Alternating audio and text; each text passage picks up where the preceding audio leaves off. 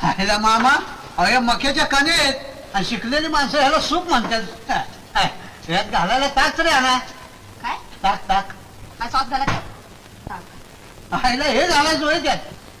काय हो एक सारखं आईला आलं म्हणून शिव्या काय देत आहे आईला, मामा आईला ही शिवी म्हणून सांगितलं कोणी यांना बघा ना आईला पुन्हा आईला अहो आईला ही शिवी नाही ते आता यांना सगळं व्याकरण सांगावं लागणार.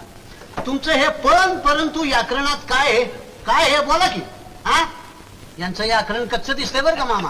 अहो आम्ही 7वी पातोर छड्या खाऊन पाठ केलेलं आहे. सांगू तुम्हाला हे उभयान्वयी अव्यय हे हात मागे आमचं आईला तसंच आहे. आता उदाहरण सांगू मी केस कापायला गेलो आईला दुकानच बंद. हा म्हणजे केस आणि दुकान ही 2 वाक्य जोडली का नाही आईला ना. हा आणि दुसरं काय ह्या आईला घातलं की वाक्याला जरा जोर येतो. काय हा आता हे तुमचंच घ्या की तुम्ही कसं म्हणाल सूप उत्तम झालेलं आहे काय जोर आहे मिळमिळीत मचूळ तेच बघा आईला सूप काय झालेलं आहे. हा? काय जोर आहे का नाही. अहो तसं जे तुमचं उत्तम सुद्धा त्यात घालावं लागत नाही असं हे आमचं आईला व्याकरणातली सगळी कामं करतोय बघा. पुरे पुरे खूप झालं मगासपासून आता सूप प्या. बरं हे घालायचं कुठनं ते दाबा म्हणजे बारी असं आहे यू मामा अरे खाल्लं दाबलं की वरण बाहेर येते ना. मग असं कर असं दाब.